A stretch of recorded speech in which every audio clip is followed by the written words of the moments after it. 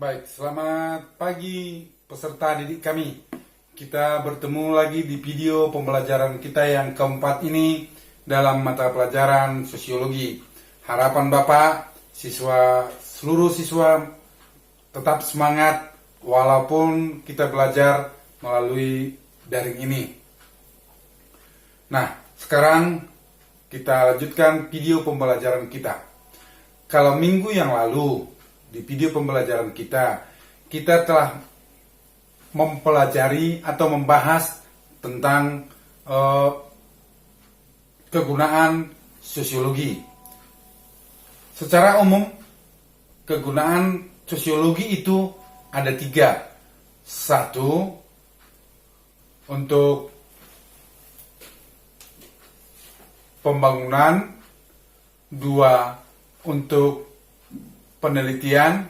Dan 3, untuk perencanaan sosial.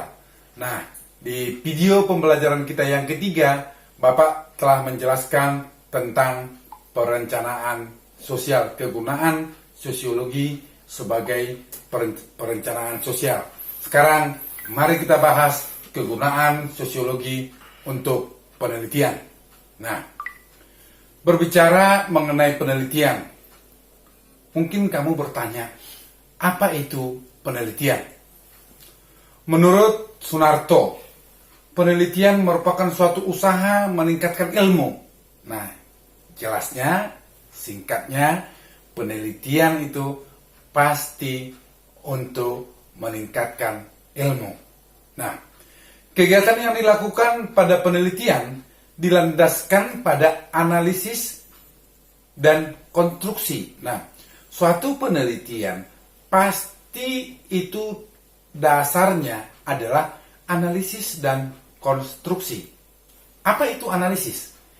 Analisis dalam penelitian yang dimaksud adalah mencari penyebab terjadinya masalah sosial. Jadi analisis itu adalah mencari penyebab terjadinya masalah sosial.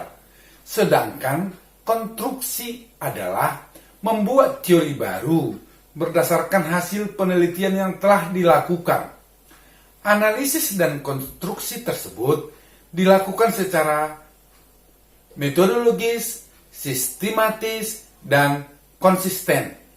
Sosiologi merupakan ilmu pengetahuan sosial yang mempelajari fenomena sosial di masyarakat atau gejala sosial di masyarakat. Kegiatan penelitian pada sosiologi biasanya mengkaji berbagai gejala sosial yang ada di masyarakat. Salah satu contohnya adalah penelitian tentang anak jalanan. Nah, secara umum, kegunaan sosiologi untuk penelitian sosial di masyarakat yaitu adalah yang pertama, untuk mempertimbangkan berbagai gejala sosial yang timbul dalam kehidupan masyarakat. Yang kedua, untuk memahami pola tingkah laku manusia di masyarakat. Yang ketiga, untuk bersikap hati-hati dan selalu berpikir rasional. Yang keempat, untuk dapat melihat perubahan tingkah laku anggota masyarakat.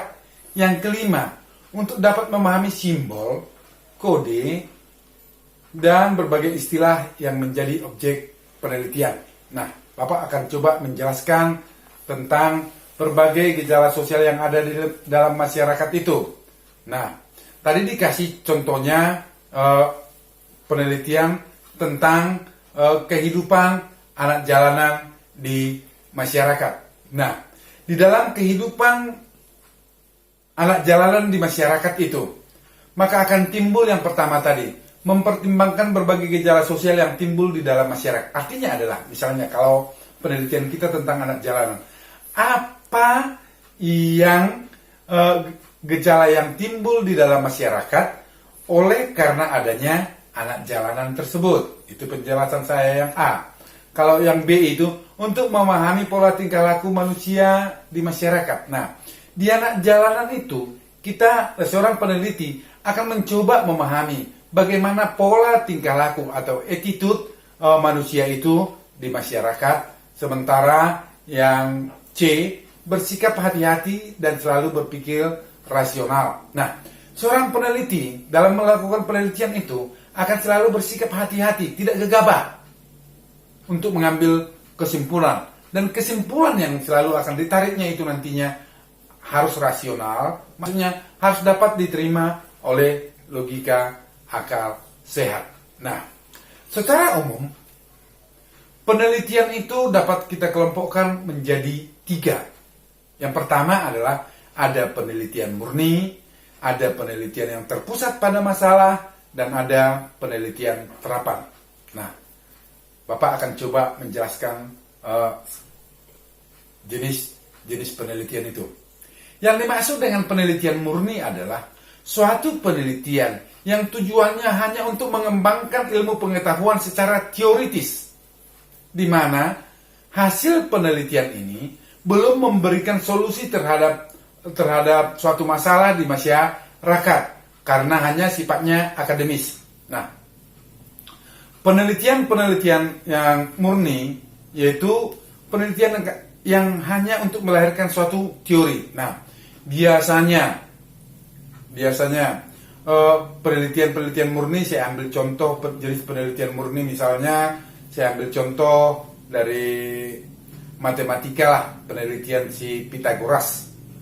Saya ambil contoh penelitian si Pitagoras mengatakan kuadrat sisi miring sama dengan kuadrat sisi penyikunya itu. Yang sering kalau siswa menghafalnya itu A kuadrat sama dengan B kuadrat tambah C kuadrat. Nah, itu si Pitagoras itu melakukan penelitian sehingga melahirkan suatu teori Pitagoras itu. Nah, pada saat dia melakukan itu hanya berfungsi untuk melahirkan suatu teori, di mana teori yang diambilnya itu, teori yang dilahirkannya itu belum dapat untuk memecahkan masalah di masyarakat, atau dengan kata lain belum dapat dipergunakan atau diterapkan di dalam masyarakat. Nah, itulah yang dimaksud dengan penelitian murni. Yang kedua adalah penelitian yang berpusat pada suatu masalah. Nah, yang dimaksud dengan penelitian yang terpusat pada suatu masalah adalah suatu penelitian yang mencoba membahas, yang mencoba mendalami terhadap suatu masalah yang terjadi dalam masyarakat. Saya ambil contoh penelitian yang terpusat pada suatu masalah. Misalnya, seorang peneliti ingin mengkaji tentang kehidupan anak jalanan di tengah-tengah masyarakat. Nah, otomatis penelitiannya itu hanya terpusat terhadap anak jalanan. Makanya dikatakan dia penelitian yang terpusat pada suatu masalah. Itulah Bapak coba jelaskan, kasih contoh penelitian yang terpusat pada suatu masalah. Artinya di situ adalah penelitian itu hanya memusatkan terhadap suatu masalah, sehingga hasil penelitiannya atau objek penelitiannya itu hanya terhadap masalah tersebut. Itulah yang dimaksud dengan penelitian yang terpusat pada masalah. Yang ketiga jenis penelitian adalah penelitian terapan atau applied research. Yang dimaksud dengan penelitian terapan adalah suatu penelitian di mana hasil penelitiannya itu sudah bisa dipergunakan, sudah bisa diterapkan dalam kehidupan masyarakat. Bapak ambil contoh penelitian terapan, misalnya tentang bagaimana cara mengentaskan kemiskinan. Nah, contoh bagaimana cara mengentaskan kemiskinan dalam penelitian itu adalah penelitian yang terapan. Maksudnya apa? Setelah hasil penelitiannya itu nanti ada, maka hasil penelitian itu sudah bisa diterapkan di dalam mengentaskan kemiskinan. Atau lebih jelasnya begini, misalnya penelitian terapan, misalnya pengaruh laptop terhadap tingkat prestasi peserta didik. Nah, misalnya kalau hasil penelitiannya itu ada korelasi atau ada hubungan antara laptop dengan tingkat prestasi, maka nanti itu sudah bisa diterapkan terhadap peserta didik, diberikan laptop supaya prestasi seorang anak itu bisa meningkat. Jadi singkatnya Bapak menjelaskan penelitian terapan itu adalah hasil penelitiannya itu sudah bisa diterapkan, sudah bisa dipergunakan dalam mengatasi suatu masalah di tengah-tengah masyarakat. Kegunaan sosiologi yang ketiga adalah untuk pembangunan. Nah, sebelum Bapak menjelaskan ini, saya harapkan peserta didik kami tetap fokus. Nah, apa itu pembangunan? Pembangunan pasti suatu perubahan yang dilakukan secara terencana dan terarah.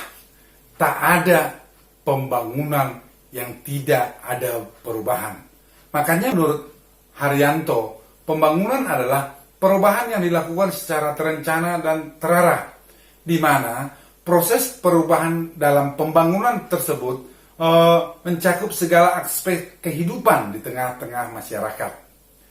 Dalam kegiatan sosiologi, pembangunan dapat dikelompokkan menjadi 3 tahap. Maksudnya di situ adalah untuk melakukan suatu pembangunan itu secara sosiologi harus ada 3 tahap supaya terjadi perubahan yang terencana dan terarah. Karena tadi Bapak jelaskan, pembangunan pasti perubahan yang terencana dan terarah. Nah, untuk melaksanakan suatu pembangunan itu ada 3 tahap supaya pembangunan itu dapat terarah dan terencana.